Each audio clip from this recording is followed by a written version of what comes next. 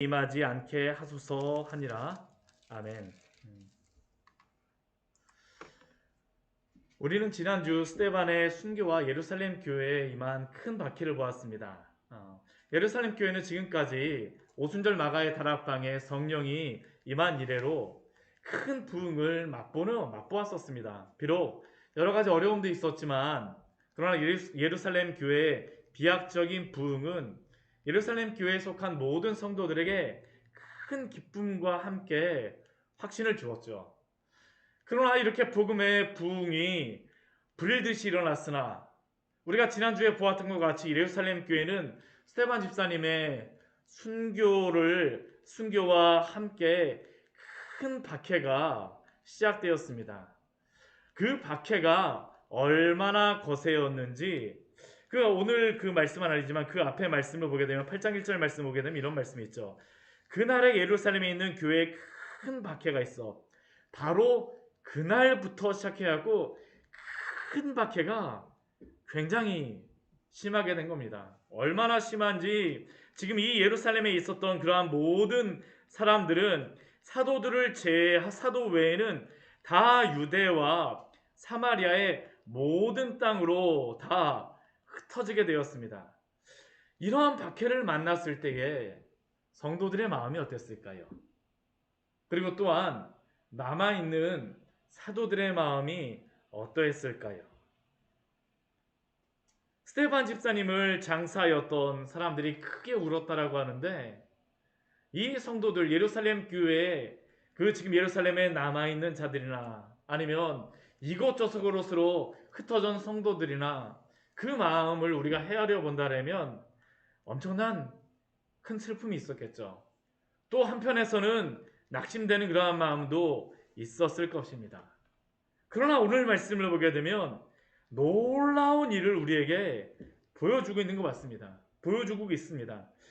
성도들의 마음은 그러한 박해로 인하여서 여러 가지 어렵고 힘들었으나 오늘 8장 4절의 말씀을 한번 보십시오.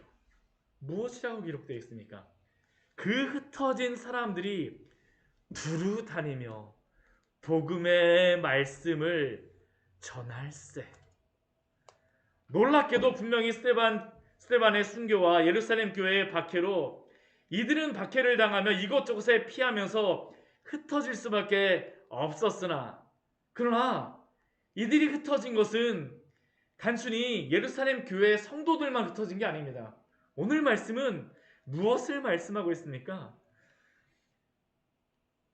복음도 같이 흩어졌다는 거죠. 복음도 전하여졌다는 겁니다.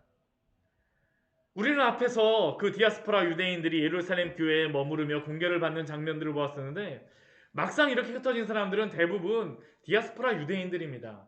디아스포라 유대인들이에요.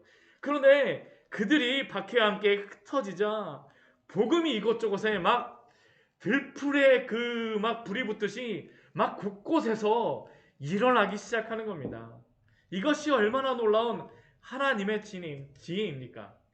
분명히 이들이 이렇게 흩어지면서 아픈 마음도 있고 안타까운 마음도 있었을 것이지만 그러나 하나님께서는 이들을 그냥 내버려 두지 않으세요. 복음의 통로로 사용하기 시작하십니다. 저는 바로 코로나의 이때가 바로 이와 같이 하나님이 교회를 세워가시는 그러한 때가 되기를 믿으며 기도하고 있습니다. 실제로 제가 몇몇 분들을 만나보게 되면 오히려 이렇게 예배를 드리지 못하는 것으로 인하여서 안타까운 마음도 가지고 있지만 그러나 교회를 위하여 기도하고 나라를 위하여 기도하고 계시다라는 그러한 말씀을 하시는 분들을 봅니다. 우리가 그렇지 않습니까? 이렇게 예배 드리지 못하고 어려운 가운데 있으나 하나님께 대한 그 사모함들이 우리 마음에 넘쳐나고 있지 않습니까? 우리로 하여금 하나님을 더욱 의지하게 하는 것이죠. 예루살렘 교회의 성도들이 바로 그랬었습니다. 그들이 비록 흩어졌지만 그들이 예루살렘 교회에서 떠나게 되어졌지만 복음이 그들을 떠나지 않았다라는 것이죠. 복음의 그 능력은 그들을 사로잡고 있었습니다. 사로잡고 있는 그 복음은 그들로 하여금 움직이게 하였고 그 복음을 전하게 하였다라는 것이 오늘 사도행전 말씀을 통하여서 우리에게 보여주는 것이죠. 교회는 이렇게 성장하게, 하나님께서 이렇게 성장하게 하시는 것입니다. 이렇게 부흥을 주세요. 항상 교회는 박해와 함께 그 박해를 사용하시는 하나님의 지혜로서 세우시고 이루어 가시는 줄 믿습니다. 오늘 이것을 우리에게 보여주는 것이죠. 우리가 이것을 잊지 않았으면 좋겠습니다. 오늘 말씀을 보십시오. 이렇게 복음을 전하였던 그 대표적인 한 사람을 오늘 소개하고 있습니다. 그 사람이 누구입니까? 빌립 집사님이에요. 우리 앞에 7장에서는 우리 스데반 집사님을 통하여서 박해가 시작됨을 우리가 보았었지만, 그러나 그 스데반 집사님의 박해를 받고 순교를 당한 것은 거기서 끝나는 게 아닙니다. 복음이 전파되어지게 되죠. 그 복음의 전파의 릴레이가 누구에게 전해지냐 하면 빌립 집사님에게 전해지는 것이에요. 빌립 집사님에게. 이 빌립 집사님이 어떻습니까? 복음을 가지고 가죠. 어디로요? 사마리아 성으로 갑니다. 사마리아 성으로. 그리고 그곳에 가서 그리스도를 백성에게 전파하니. 오늘 이 말씀은 너무나도 중요합니다. 오늘 이 말씀이 사실은 너무나도 중요해요. 사도행전에 어떠한 획을 긋는 말씀이죠. 왜 그렇습니까? 사도행전의 가장 중요한 말씀은 1장 8절의 말씀이에요. 사도행전 1장 8절에서 예수님께서 그 승천하시기 전에 제자들에게 이렇게 약속하여 주시죠. 명령하시죠. 말씀하여 주세요. 오직 성령이 너희에게 임하시면 너희가 권능을 받고 예루살렘과 온 유대와 사마리아와 땅끝까지 이르러 내 증인이 되리라. 이 말씀이 성취되어지는 것입니다. 오늘 이 말씀이 바로 성취되고 있어요. 빌립 집사님이 사마리아 성으로 내려가는 것이죠. 우리가 사마리아 성을 내려간다는 것을 그냥 쉽게 생각하지 마십시오. 사마리아의 복음이 전파되는 것은 오늘 우리가 생각하는 것 같이 그렇게 쉬운 문제가 아닙니다. 흡사 무엇과 같은 거냐면, 오늘 이렇게 남북한이 이렇게 분단된 상황에서 지금 평양의 복음이 전파되는 것과 진배 없는 그러한 상황입니다. 오히려 이때가 더 어려울 수도 있어요. 왜냐하면 지금 남유다와 이 유다에 있는 그 예루살렘 사람들과 사마리아 사람들은 1000년 동안 왕래를 하지 않는 사람들이었습니다. 솔로몬 이후로나 북이스라엘과 남유다가 갈라진 이래로 지금 1000년이 지났어요. 중간에 아수르를 통하여서 북이스라엘이 멸망하게 되었죠. 그리고 아수르가 북이스라엘을 멸망시키고 나서 한 것이 무엇이었습니까? 다른 지역에 있었던 그러한 사람들을 이 사마리아 지역으로다, 북이스라엘로다 데리고 왔어요. 그래야 사람들이 어떻게 됩니까? 그들이 혼합됨으로써 그들이 사마리아인이 되죠. 그래서 유대인들은 이 사마리아 사람들을 어떻게 생각했냐 하면 이루 백성, 아니 하나님의 언약에서 벗어난 천박한 사람들로 여겼습니다. 그리고 사마리아인들도 그러한 유대인들을 향하여서 미워하는 마음으로 서로 적대적인 마음을 가지고 있었습니다. 서로 이들은 통하지 않아요. 서로 말도 하지 않았던 사람들입니다. 그러한 적대적인 그러한 마음들과 흩어져 있는 그러한 마음들이 1000년의 세월이 흘러갔는데 오늘 어떤 일이 벌어집니까? 오늘 빌립 집사님이 사마리아 성에 내려가는 것이죠. 이 박해를 통하여서 예루살렘과 사마리아에 있었던 그 담이 무너지게 되어지는 겁니다. 왜요? 복음을 전하기 위하여서요. 복음을 전하기 위하여서요. 오늘 빌립 집사님이 사마리아에 복음을 전하였을 때 어떤 일이 벌어질까요? 정말 놀라운 일들이 벌어지죠. 오늘 이렇게 빌립 집사님이 사마리아에 복음을 전하였을 때 우리 6절 말씀을 한번 보십시오. 우리가 빌립 집사님의 말을 듣습니다. 말을 듣는다는 것이 쉬운 게 아닙니다. 이들이 말을 들어요. 그리고 그 행하는 표적도 봅니다. 마음이 어떻게 됩니까? 한 마음으로 그가 하는 말을 따르더라. 성령께서 역사하시지 않으면 복음의 능력이 아니면 불가능한 일이 일어난 것입니다. 복음의 능력이죠. 복음의 능력이에요. 그것뿐만이 아닙니다. 이 복음이 전해질 때 어떤 일들이 벌어질까요? 7절 말씀 보십시오. 많은 사람에게 붙었던 더러운 귀신들이 떠나가게 됩니다. 또 많은 중풍병자와 못 걷는 사람들이 일어나서 걷게 되어지는 일들이 일어나게 되어지죠. 이렇게 복음이 전파되고 참된 진리가 선포되고 전하여지자 그곳에 있던 악한 영의 세력들이 쫓겨나는 일들이 이 사마리아에서 벌어지게 되어지는 겁니다. 그러니까 이 사마리아 성이 어떤 것이 있었다라고 얘기할까요? 우리 8절 말씀 같이 한번 읽어보도록 하겠습니다. 그 성에 큰 기쁨이 있더라. 사랑하는 성도 여러분, 큰 기쁨은 복음을 통하여 일어나는 줄 믿으시기 바랍니다.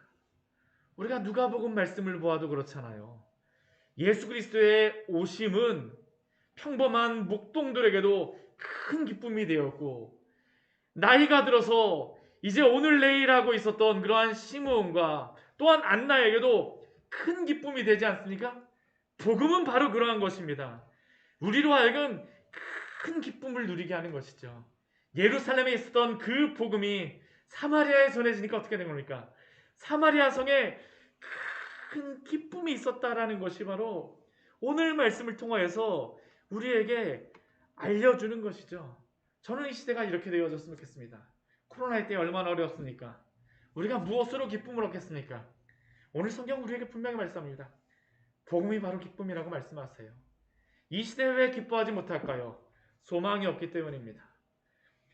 소망이 없는 시대에 무엇으로 소망을 주겠습니까? 바로 복음이죠. 복음이에요. 갈라졌던 것도 합치고 낙심하였던 것 영혼들도 세워주며 중풍병자 못 걷는 자도 일으키는 것이 바로 복음이라는 것을 오늘 말씀을 통해서 우리에게 말씀하는 것이 아닙니까? 그리고 이러한 복음이 전하였을 때 이 복음의 영향력이 얼마나 컸는지 우리 9절서부터 13절 말씀에 보게 되면 한 가지의 예를 보여주고 있죠. 그 예가 무엇입니까? 우리 9절 말씀 보게 되면 그 사마리아 성에는 시몬이라고 하는 한 사람이 있었습니다. 이 사람의 직업은 무엇이냐면 마술사입니다. 마술사예요. 마술사예요.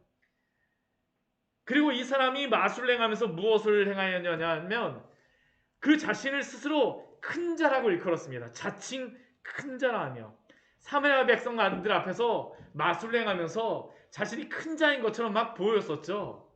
그 다른 사람들의 눈을 막 켜놓고 했던 그러한 사람입니다. 우상에 그러한 찌들었던 사람이에요. 그런데 이 사람이 어떻게 됐을까요? 많은 사람들이 그를 낮은 사람부터 높은 사람까지 그를 크다라고 하며 하나님의 능력이다라고 신의 능력을 가진 그러한 사람이다라고 다 해주었었지만 그러나 그도 이 복음을 보았을 때에 이 복음의 진리를 들었을 때에 우리 12절과 13절 말씀에 보게 되면 놀라운 말씀이 적혀있죠. 빌립이 하나님의 나라와 민 예수 그리스도의 이름에 관하여 전도함을 그들이 믿고 남녀가 다 세례를 받으니 더 이상 시몬을 따라가지 않는 것이에요. 그런데 시몬조차도 어떻게 합니까?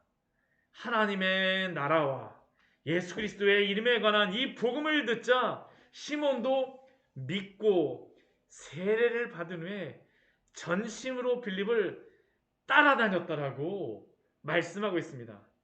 그리고 이전에는 시몬이 행하는 그 마술을 보며 많은 사람들이 놀랐었는데 13절 말씀을 보십시오. 빌립 집사님을 통하여 나타나는 그 표적과 큰 능력을 보고 이제는 누가 놀라는 겁니까? 시몬이 놀라요. 마술사 시몬이 놀라는 것이죠. 복음은 바로 이와 같이 능력이 있는 것입니다. 복음의 원수가 되어졌던 자, 아무리 복음에 대해서 이 사람은 절대 믿지 않을 거라고 생각했던 그 사람이라 할지라도 참된 복음에 들어가서 그를 변화시키게 되면 어떻게 할까요? 돌아오게 되는 겁니다. 오늘 시몬이 그렇잖아요. 그가 정말로 자기에 의해서건 타의에 의해서건 얼마나 이 사마리아에서 복음의 능력이 그 능력이 나타났는지 이 시몬조차도 믿고 세례를 받았다는 것이 바로 오늘 말씀에서 우리에게 알려주는 것이죠. 고린도전서 우리 1장 18절서부터 우리에게 놀라운 말씀을 하지 않습니까? 우리 말씀만 같이 한번 읽어볼까요? 우리 복음에 어떠한 능력이 있는지를 우리 같이 한번 보기를 원합니다. 우리 고린도전서 우리 18절 우리 1장 18절서부터 우리 25절까지의 말씀에서 이렇게 말씀합니다. 우리 18절 말씀 우리 같이 한번 읽겠습니다. 고린도전서 1장 18절입니다. 십자가의 토가 멸망하는 자들에게는 미련한 것이요 구원을 받는 우리에게는 하나님의 능력이라. 하나님의 능력이라는 것이죠. 그래서 이 능력이 어떻게 일어납니까? 이 뒤에 보게 되면 이렇게 말씀하시죠. 우리 21절, 우리 22절, 23절, 24절 말씀 같이 한번 읽어보겠습니다. 하나님의 지혜에 있어서는 이 세상이 자기 지혜로 하나님을 알지 못하므로 하나님께서 전도에 미련한 것으로 믿는 자들을 구원하시기를 기뻐하셨도다. 유대인은 표적을 구하고 헬라인은 지혜를 따르나 우리는 십자가에 못 박힌 그리스도를 전하니 유대인에게는 거리끼는 것이요 이방인에게는 미련한 것이로되 오직 부르심을 받은 자들에게는 유대인이나 헬라인이나 그리스도는 하나님의 능력이요 하나님의 지혜니라. 이 필립 지사님이 이 사마리아 강팍한 곳에 가서 복음을 전할 때 바로 이러한 능력이 나타나는 게 아닙니까? 사마리아의 모든 그 사람들이 어제까지만 해도 적대적이었던 그 사람들이 이 복음의 능력 앞에서 깨닫고 돌아오게 되어지는 것이죠. 복음의 능력입니다. 심지어는 이 시몬이라고 하는 이 사람조차도 전심으로 빌립을 따라다녔다라고 말씀하고 있는 것입니다. 저는 이러한 복음의 능력이 바로 이 시대에 일어나야 된다고 생각을 합니다. 오늘 이 시대에 잃어버린 것이 무엇일까요? 바로 이것입니다. 복음의 능력을 잊어버렸죠. 복음의 능력에 대해서 믿지를 못합니다. 그래서 이것도 시도하고 저것도 시도하고 이러한 것 저러한 것을 시도하면서 사람들의 마음을 얻고 부흥을 이루러 가지만 그러나 성경이 우리에게 그리고 성도에게 약속하는 능력은 다른 것이 아니라 복음입니다. 복음을 통하여서 영혼이 살아난다는 것이죠. 이것을 사도행전 말씀에서는 줄기차게 말씀합니다. 줄기차게요. 예루살렘이 살아났고요. 오늘 말씀 보십시오. 사마리아가 살아났죠. 복음을 통하여서요. 복음을 통하여서요. 그리고 이러한 것들이 이러한 그 사마리아에 복음이 전파되어졌다는 소식은 예루살렘까지 퍼졌습니다. 오늘 14절 말씀해 보게 되면 그 예루살렘에 있던 사도들이 이 놀라운 소식을 듣게 되죠. 도저히 일어날 수 없는 그러한 일이 일어나게 되어진 겁니다. 그러니까 어떻게 됩니까? 예루살렘에 있는 사도들이 사마리아에서도 하나님의 말씀을 받았다는 그 이야기를 듣고 베드로와 요한을 보냅니다. 베드로와 요한을 보내요. 예루살렘에 지금 남아있던 이 소식을 듣기 전까지 예루살렘에 남아있던 사도들은 어떠한 생각을 했을까요? 바퀴류내에서 흩어진 성도들을 생각하며 기도하면서 얼마나 걱정을 하였겠습니까? 그러나 오늘 말씀을 보십시오. 오늘 말씀을 보십시오. 이러한 가운데에서 하나님의 복음이 전하여짐으로 말미암아 예루살렘까지도 놀라게 하시죠. 하나님이 이렇게 해주세요. 하나님이 위로를 주십니다. 저는 이러한 위로가 이 시대에 있기를 기도합니다. 우리가 이 시대에 우리가 참으로 같이 기도하며 말씀 보는 것이 참 어제까지만 해도 얼마 전까지만 해도 그냥 너무 자연스러운 것이라고 생각을 했었는데 우리가 모일 수 없고 함께 할 수 없다라는 것이 얼마나 어렵습니까? 우리가 함께 예배할 수 없다라는 것이 참 우리의 마음속에 답답한 마음을 주잖아요. 그러나 믿음으로 소망하십시오.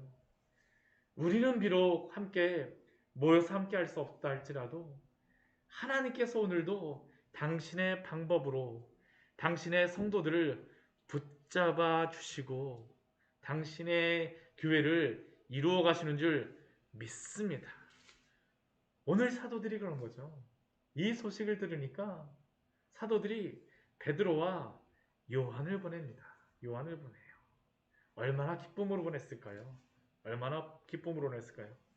그리고 베드로와 요한이 이 사마리아에 내려갔을 때에 사마리아 성도들이 성령을 받을 수 있도록 그들은 기도합니다. 왜냐하면 우리 16절 말씀해 보게 되면 아직 한 사람에게도 성령을 내리신 일이 없고 오직 주 예수 이름으로 세례만 받았다라고 기록되어져 있기 때문이죠. 여기서 성령이 임하였다라는 것이 정확히 무엇을 의미하는지는 분명하진 않습니다. 그것이 무엇인지는 알 수는 없어요. 그러나 이 말씀을 통하여 알 수 있는 것은 지금 사도들이 왜 이곳에 내려갔냐라고 하는 것이 중요한 것이죠. 아까도 말씀드렸지만 지금 이 상황은 기독교 역사에서 너무나도 중요한 사건이었습니다. 사도들도 알고 있어요. 예수님께서 말씀하셨던 그 말씀, 예루살렘과 온 유대와 사마리아와 땅끝까지라고 말씀하셨는데 지금 사마리아까지 하나님의 복음이 이렇게 전파되어진다라는 것이 이들에게는 예수 그리스도의 그 말씀이 성취된다라는 것으로서 확증한다라는 것을 그들이 알았기 때문에 너무나도 중요하죠. 결국 세상적으로는 유대인으로 또한 사마리아인으로 갈라져서 1000년의 역사를 가지고 미워하며 반복하며 살아왔지만 복음이 사마리아에 왔을 때에 그들은 하나 되어지게 됩니다. 하나 되어지게 돼요. 복음이 이들을 변화시키고 사도들까지도 이곳에 내려옴으로 말미암아 하나 되어지는 그러한 일들이 벌어지죠. 저는 오늘 여기에 내려오는 사람들 중에 요한이 내려왔다라는 게 참 의미가 있습니다. 참 베드로와 요한이 내려왔다는 게 참 의미가 있는데 요한은 어떠한 사람입니까? 우리 누가복음 우리 9장 말씀 한번 볼까요? 우리 앞에 보게 되면 우리 그 사도행전 말씀도 누가가 기록하고 누가복음 말씀도 누가가 기록하였는데 누가복음 말씀에 보게 되면 참 재미있는 말씀이 나오고 있습니다. 우리 누가복음 9장 말씀 같이 한번 보겠습니다. 누가복음 9장입니다.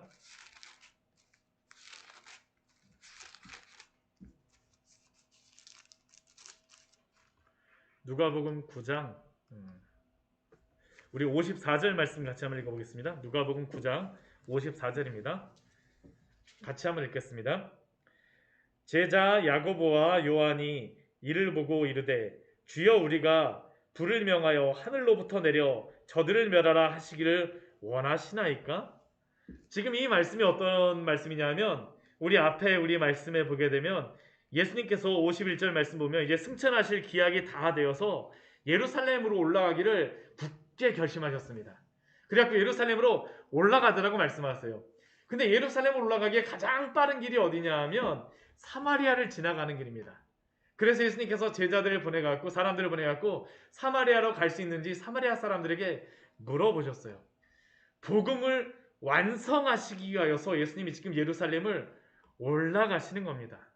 그런데 사마리아 사람들의 반응이 무엇이었을까요? 지나갈 수 없다라는 겁니다. 지나갈 수 없다라는 것이에요. 그들이 그 예루살렘으로 예수님께서 예루살렘으로 향하여 가신다라는 그 이유 때문에 지나갈 수 없다라고 예수님이 올라가신 것을 못 올라가겠습니다. 그때 그 야고보와 요한이 뭐라고 하는 겁니까?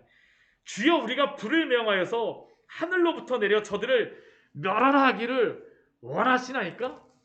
지금 요한은 사마리아 사람들을 보면서 복음을 막았다라는 것으로서 미워하는 마음을 가지고 불을 내려서 그들에게 멸망시키기를 예수님께 구하고 있습니다. 근데 오늘 말씀을 보십시오. 오늘 요한은 어떤 사람이 되었습니까? 사마리아에 내려가서 성령의 불을 내리는 사람이 되어졌어요. 내리는 사람이 되었습니다. 이전에 요한은 복음을 완성하기 위해서 예루살렘에 올라가시려 했던 예수님을 막는다라 해서 그 사마리아 사람들을 그 멸하기를 구하였던 사람이지만 이제는 이 사마리아 사람들이 성령 받기를 간절히 바라는 사도로서 내려갔습니다. 복음이란 이런 것이죠. 복음은 하나가 되게 하는 것입니다. 복음은 하나가 되게 하는 것이에요. 복음으로 하나가 되어지는 것입니다. 이 시대에 어떤 사람들은 무조건 하나만 되면 된다라고 말하는 사람들이 있습니다. 이게 어떠한 사람들이냐면 종교다원주의자들이에요. 이들은 종교다원주의를 주장하면서 그들이 내세우는 그러한 중요한 목적이 무엇이냐면 하나됨입니다. 하나가 되기만 한다면 다른 교파도, 심지어는 다른 종교여도, 타종교여도 상관이 없다라고까지 그들은 주장을 합니다. 그런데 여기로부터 현대 기독교에 타락이 나오게 되어져요. 교회와 교파에 대하여서 더 이상 따지지 말고 무조건 하나가 되자. 그들이 무엇을 믿는지 따지지 말고 하나가 되자. 근데 그러다 보니 일어난 것이 무엇이겠습니까? 교회에서 더 이상 교리에 대해서 공부하지 않습니다. 성경에서 말씀하는 진리가 무엇인지 공부하지 않게 되었어요. 더 이상 무엇을 믿는가는 더 이상 중요한 것이 아닙니다. 그러나 그것으로서 인하여 빚어진 것이 무엇일까요? 교회 이단들이 들어오고 창고를 하여 막 창고를 하는데도 교회가 그것을 분간하지 못하고 또한 성도들이 그것을 분간하지 못하는 일들이 벌어지게 되어진 것이죠. 저는 동성애와 낙태와 같은 것도 동일하다고 생각합니다. 교회의 진리에 대하여서 하나님의 바른 교리에 대해서 우리가 무엇을 믿고 있는가라는 것에 대해서 제대로 우리가 확인하지 않으니까 결국 무엇입니까? 목회자들조차도 개인의 자유인이 참견하지 말자라고 하면서 넘어가는 일들이 벌어진 것이죠. 그러다 보니까 이러한 시대가 이렇게 악한 시대로 가지 않습니까? 그러나 성경은 결코 그렇게 말씀하지 않아요. 하나됨이 그들을 진정으로 하나로 만드는 것이 아니라 바로 복음의 진리가 전하여질 때 하나가 되어진다는 것이 성경이 줄기차게 우리에게 말씀하는 진리입니다. 진리를 포기하고 하나가 되어지는 것이 아니라 진리 안에서 하나가 되어지는 그러한 것을 우리에게 말씀하고 있습니다. 오늘 말씀을 보십시오. 복음은 1000년이 넘는 반목도 이겨내고 하나로 만드는 그러한 힘이 있지 않습니까? 유다와 사마리아가 하나가 되게 하는 것이 바로 복음입니다. 복음 안에서 성령 안에서 하나가 되어지는 것이죠. 오늘 이것을 우리에게 말씀하여 주십니다. 그런데 오늘 이것을 볼 수 있는 한 가지의 중요한 사건이 있는데 이 진리가 굉장히 중요하다는 것을 나타내는 한 가지의 사건이 있는데 아까 마술사 시몬에 대한 그러한 나머지 이야기가 이 뒤에 나온다는 것이죠. 우리 18절 우리 말씀을 보십시오. 우리 18절 말씀을 보게 되면 시몬이 사도들이 이렇게 내려와서 안수를 할 때 성령을 받는 것을 보았습니다. 그리고 이러한 것이 아마 성령의 은사가 이 또 사마리아에 또한 어떠한 은사들이 내렸던 것 같아요. 그런데 이때 시몬이 사도들에게 요청했던 것이 무엇일까요? 돈을 주면서 이렇게 이야기하죠. 이 권능을 내게 주어서 누구든지 내가 안수하는 사람을 성령을 받게 하여 주옵소서. 그는 이전에 자신이 마술을 하며 사람을 미혹하였던 것처럼 지금도 이 성령의 능력을 자신이 내림으로 말미암아 사람들을 미혹하고자 하는 것이죠. 사실 그는 겉으로는 예수님을 믿고 복음으로 변화된 것 같았으나 그의 마음속에서는 자신의 이익을 얻기 위해서 이렇게 열심히 따라다녔다는 것이 바로 오늘 말씀을 통하여서 시몬에 대하여서 알려주는 것입니다. 그는 겉으로는 양과 같이 보였으나 그 속에서는 일이었다라는 것이죠. 이러한 시몬에 대하여서 사도들이 무엇이라고 말합니까?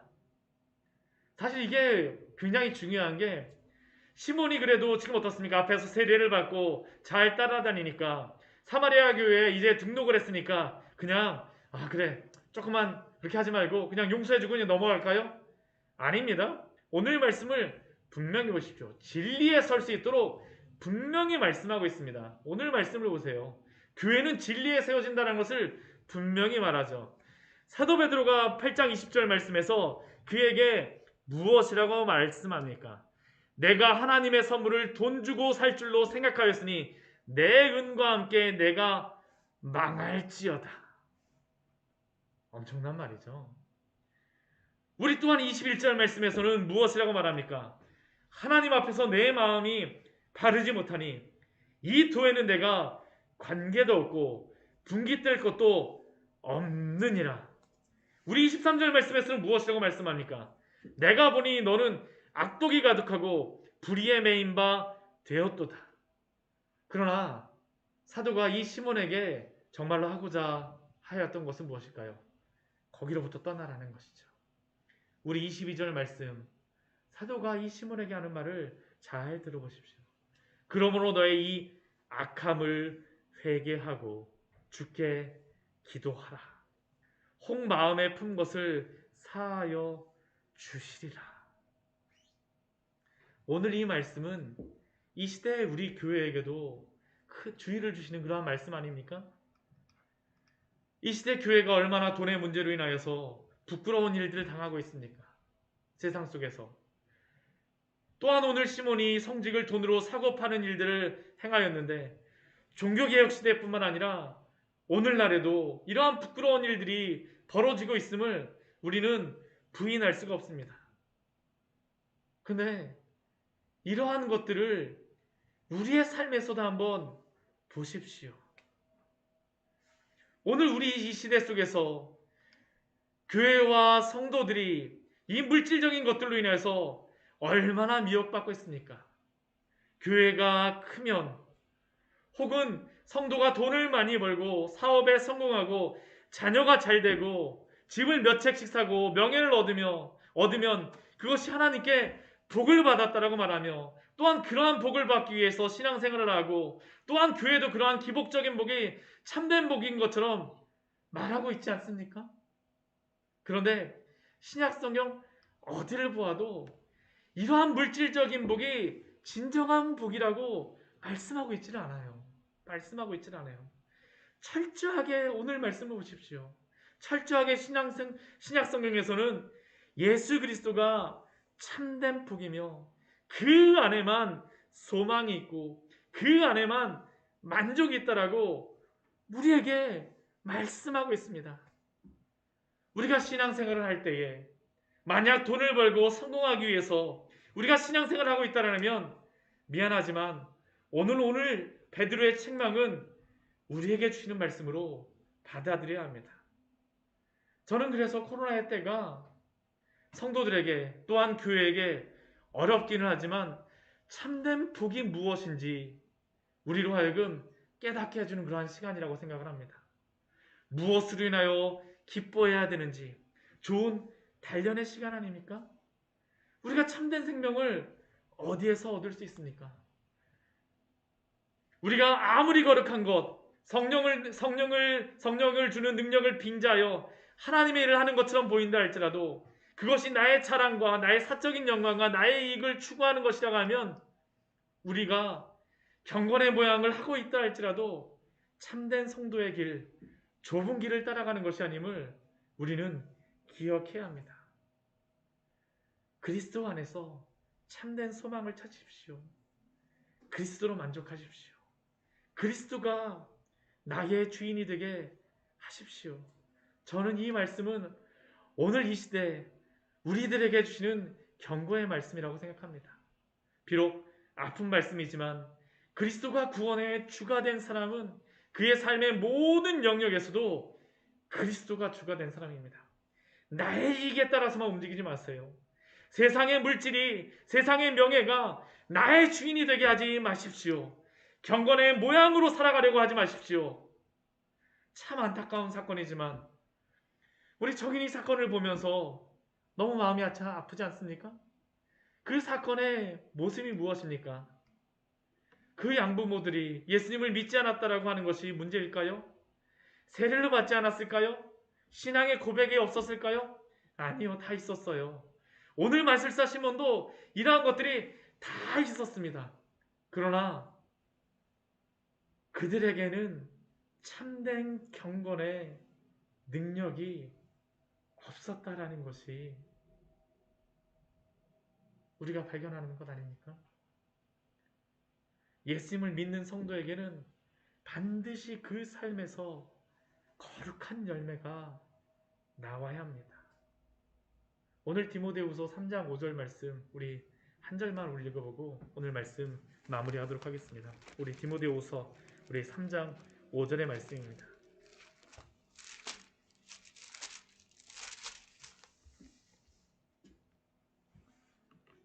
같이 읽겠습니다. 경건의 모양은 있으나 경건의 능력은 부인하니 이 같은 자들에게서 내가 돌아서라.